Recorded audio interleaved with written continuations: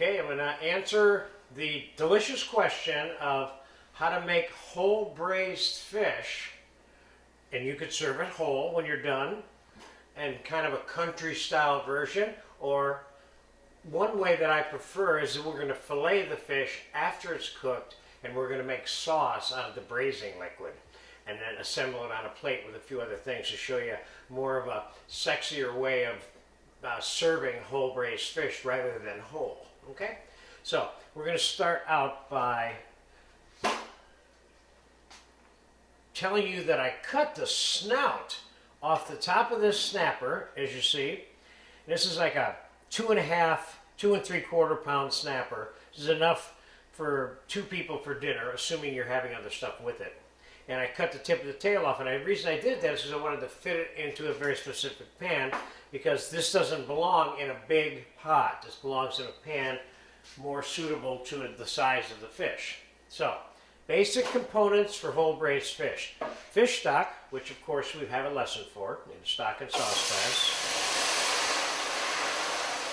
Just notice that this is gelatinized fish stock. So the gelatin from the insides of the fish bones that I made this stock out of have turned this to gelatin, which is absolutely what it should be doing, okay? Now I'm going to take the fish and slide it in here. Then I'm going to take some onion, celery, carrot, and the provincial version of this, I'm going to serve these vegetables with this. Some sliced mushrooms. And we're going to put a few slices of lemon in here. And I'm going to put a little bit of fresh cracked black peppercorns in here. And I'm going to put a little bit of bay leaf in here. And I'm going to put a little bit of dried leaf thyme. You could certainly use fresh thyme for this. Notice that it's not boiling anymore. So, now I'm going to put this on the stove, and there's one other thing I could put in here, which is kind of, it's a variable decision on your part, and that is a little bit of whole butter.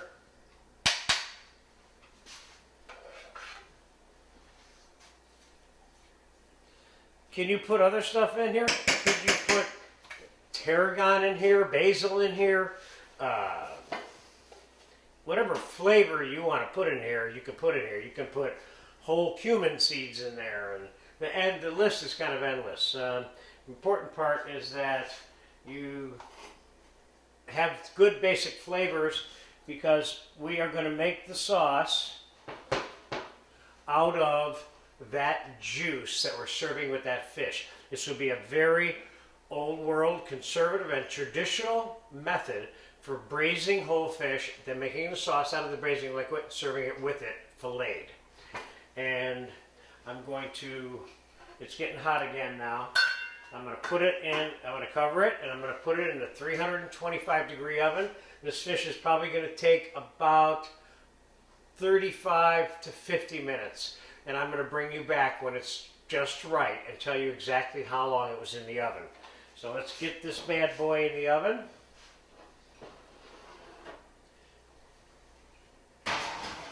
And I'll be back, and we will finish it, and you'll really get a kick out of the different ways and things that you can do with this. And the most important part about the quality of the eating experience of the braised fish is how juicy and delicious the flesh is versus other forms of cooking. Sometimes it can depend on the fish too. Snapper, grouper, good, fairly firm flesh, white flesh fish that isn't extremely oily are probably ideal for this. But the first time I ever did this, it was with a 5 or 6 pound fish, so it was bigger. We served about 5 or 6 people with it, you know. The best way to measure how many people you can serve out of a whole fish is you cut the weight of the fish in half. So if this is a 2.5 pound fish, I've only got 1 1/4 pounds of actual meat, And then now you're down to 8 or 9 ounces for one person. So that should be enough for 2 people there, based on that formula I just gave you. Anyway, I'll be back in about 30 minutes, and we'll take it from there.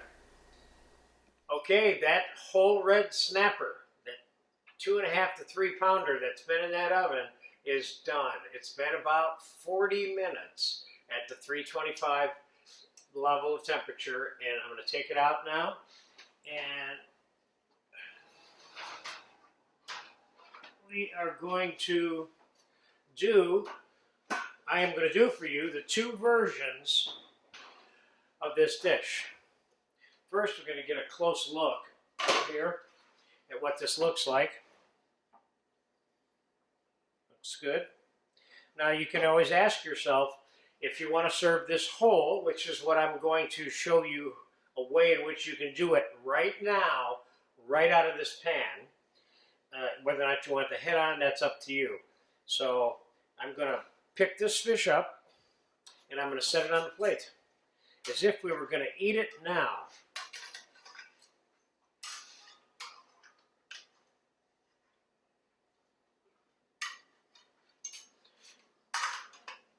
That looks good. Now, if I was going to serve it whole, I probably would peel the skin off of this, and I'm going to peel the skin off of this in a little bit later. We're going to keep it warm after I show you how to put out this provincial style version of this.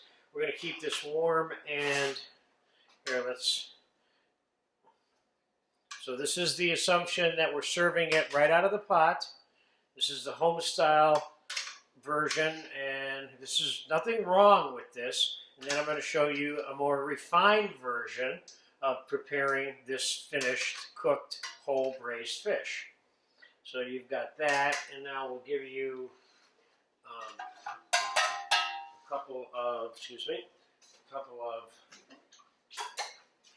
a little bit of the juice on top. You can put a little bit of butter on this if you wanted to, something along the lines like this. And a little bit of parsley on this. And you could throw a little lemon crown on there, and now you've got a whole meal for a big eater of fish right there. So that's the provincial home-style country version of the 2 versions that I'm showing you today, okay? So for right now, we're done with this part of this. So I'm going to pick this fish up, and I'm going to set it over here on this little sheet pan. And I'm going to put this all back in here for now. And I'm going to show you the next step for making the sauce out of the braising liquid. This is a very old world French conservative traditional way of doing this. Now, this is not something that you probably get in a restaurant because they can't take the time to do this, but if somebody was having a private party at their house or in a small dining room for 20 people that were all having braised fish, they could do this fish in advance, do just what I'm doing with a damp towel, cover the fish up, keep it warm, make the sauce, which is what we're about to embark on, and then replate the fish after they skin it, pin bone it, and finish the sauce, and then we're going to have a few little extra garnishes with ours. I think we're going to do some fresh spinach and some sliced boiled garlic butter potato, and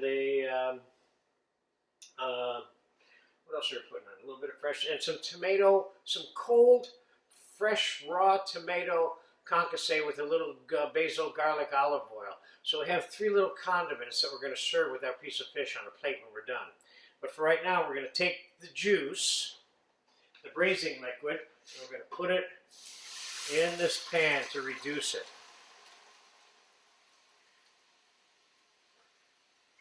I'm going to crank that all the way up. And now at this point is when you can add all different kinds of flavors to this. Whoa! Don't put it up that far.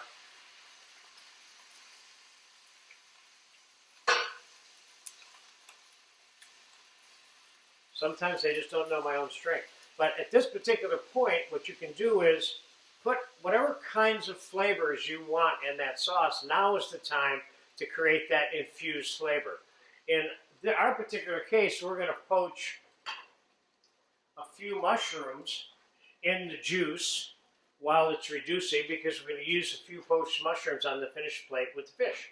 So I'm going to time-elapse this, and I'm going to put about 1 tablespoon of cornstarch into this. So we want to get a slight sauce consistency out of this, and a little bit of water. So this is a cornstarch slurry, which is thoroughly covered in the thickening agents and liaisons lesson. I'm going to add some of this to this, maybe not all of it. Now we're going to let that reduce for a little while and concentrate.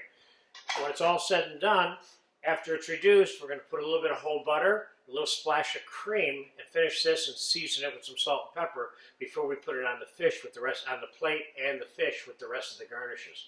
So I'll be back in about 6 or 7 minutes. Let's let that reduce and cook a little bit, and then we'll get to the finishing part. Okay, the veloute sauce is finished. I changed it into a smaller saucepan. It's been cooking down for about 7 or 8 minutes, and it's time to dissect this fish for you now, okay? So this fish is still nice and warm.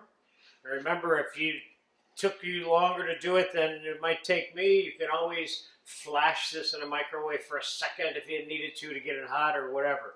So let's start by pulling the head off. We're going to take this fish apart now, but we're going to do it rather carefully and quickly by taking the skin first off the top layer. So we're going to serve this with no skin and no pin bones in it. This fish is so juicy and delicate. It's just fabulous.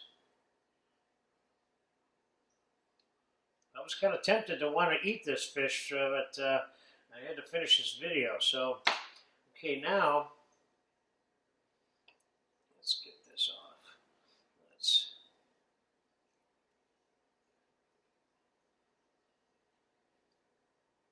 get the flesh off of the fish. Of course, after you take the skin off like this is another stage that you can choose to put the fish on the plate. You got the skin off, you want to serve it whole but kind of skinned without the head. This is another stage to do that at. Instead, we're going to pull the fillet right off, and the pin bones just stay right in the fish.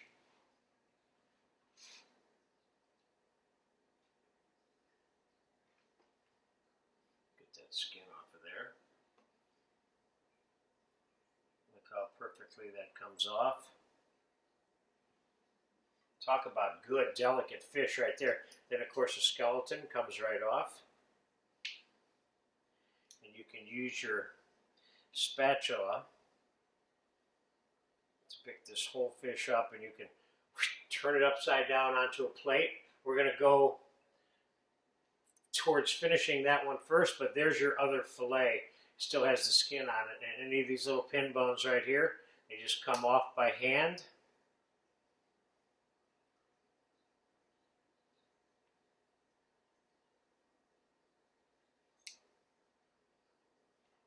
So there you have that. Now you can go like that if you want. Take the skin off of this the same way before you transfer it to a plate. The optimum way of serving this, I would think, to make it completely stress-free for the person who's going to eat it, is to serve it completely pin-boned and completely skinned, and the fish fat taken off. Like, let's, for example, let's switch these up, and I would say this is probably the safest way to do this. And you can pick it up. Now you got a whole fillet here.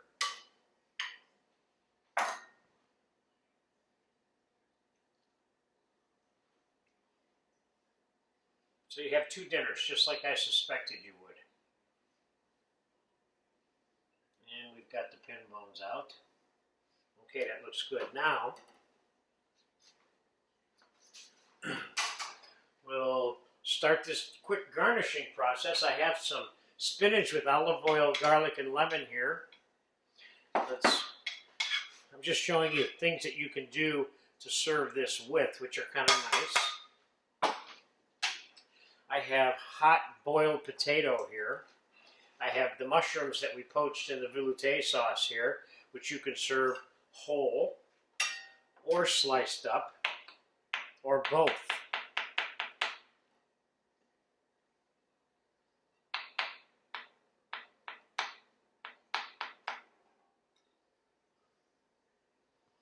And we have some potato I just took out of boiling water here.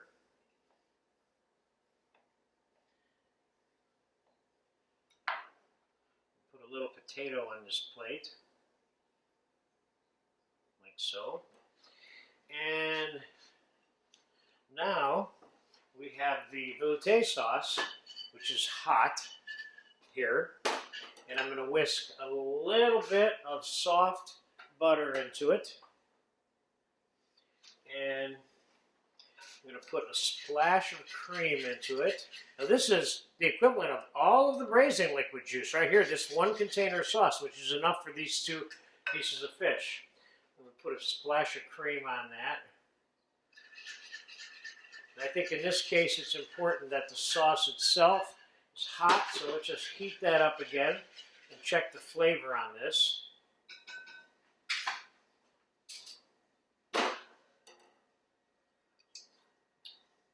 Oh, this is really good. One more thing I did during the process of reducing that fish stock into a fish veloute sauce was I put a pinch of sugar in it. I thought it had a little bit of fishy, acidic back taste to it. So I put half a teaspoon or 3/4 of a teaspoon of sugar in it too. So now your sauce is hot.